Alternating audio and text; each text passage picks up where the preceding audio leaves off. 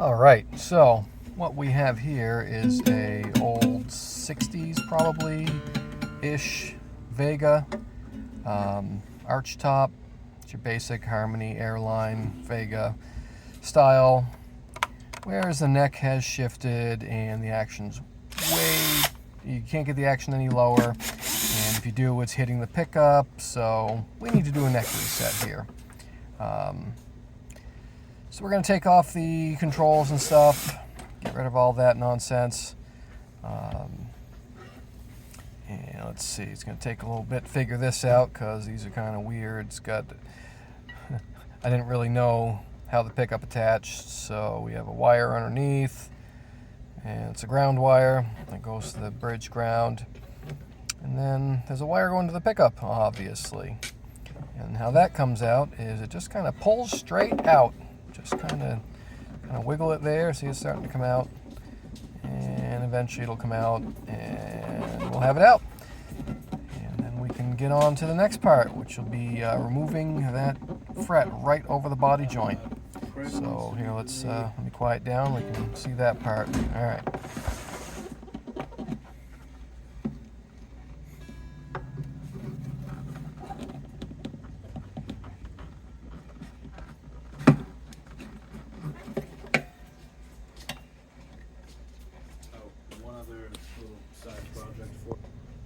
Alright, now that we got that off, snip the ground there. I'll reattach it later, don't worry. And now we'll just time-lapse the rest of this. You've seen me take apart guitars before and take strings off. Nothing new, no new information there. We're gonna remove that fret here in just 1 second. Get our parts stowed away so we don't lose them. And then here we come with the soldering iron. We're just gonna heat it up. Always heat up your frets. You don't want to chip out the wood on the board. So I'll just give that a little bit of heat and get on there with our end cutters. And look at that. You can walk it right out. And surprise, surprise, no chips at all. And next step is we're going to drill a couple of pilot holes down in there for a place for the steam to go. I'm just guessing on where these holes are going to go. I've never actually taken apart a Vega brand archtop before. So we're going to try our best, and well, we're going to stick this fret over here so we don't lose it. Stick to the tailpiece, it's probably a good enough spot for that. And yeah, so next, drill a hole, incoming Bosch, and we'll get this thing, nice long drill bits, give you a little better access to neck joints. All right, let's take a stab at it. Get on in there. All right, I'm going to shut up and you can watch.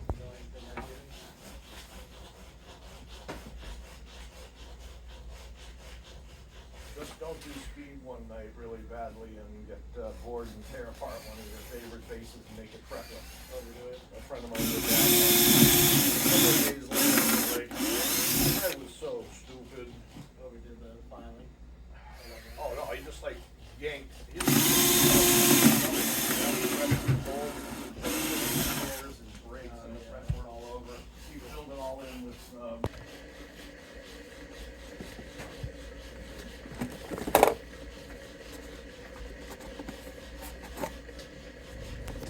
Here I am covering any of the body and any finish that you want to help not get damaged with some wax.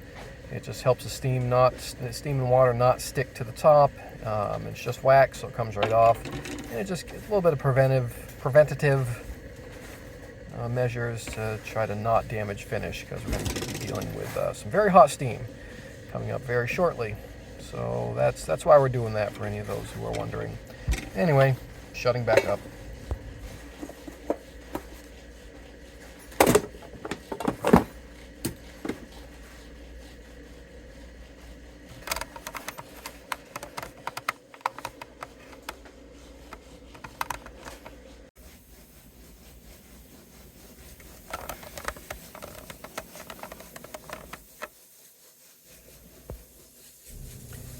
Alright, so now we're going to put some steam in there with our custom Coles coffee maker neck remover, and try to get it in just the right position. So you want to see some steam coming out the hole and some hopefully going down in, and just let it do its thing. Hopefully this thing's going to come out one piece. I've never taken one of this style neck apart before.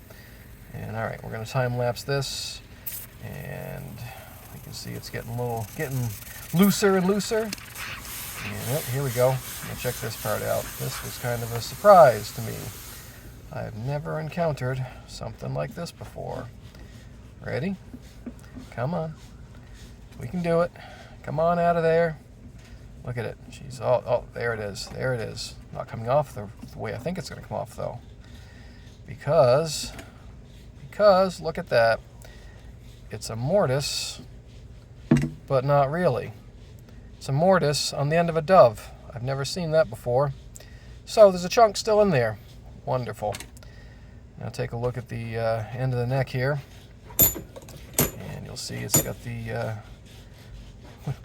groove part of it covered in all sorts of gross old hide glue. Well, this just got more interesting. Cool.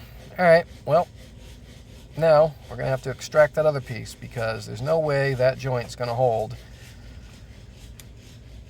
once we've taken it apart and sanded all the glue out. So something happened with the camera there, and it didn't record me taking out the big chunk, which means it broke in half and there's another chunk to take out. I must have hit the button or something happened, but yeah, unfortunately didn't see that part, but the same thing's going to happen. We're going to get more steam down in there, and we're going to hopefully get out this little chunk. And basically what I did before is I got the needle down in there, heated it up, and then stuck that protruding part in the vise and just started wiggling it. And it came off in two pieces. So here we go. More steam down in there. Stick this in the vise. Spoiler alert.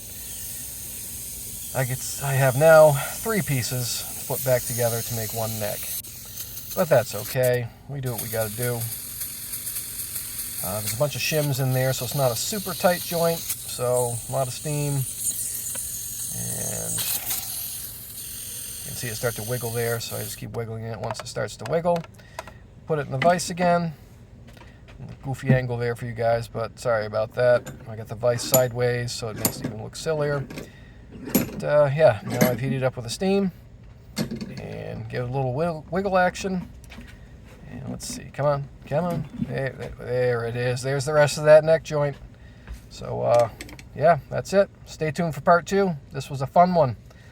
And later.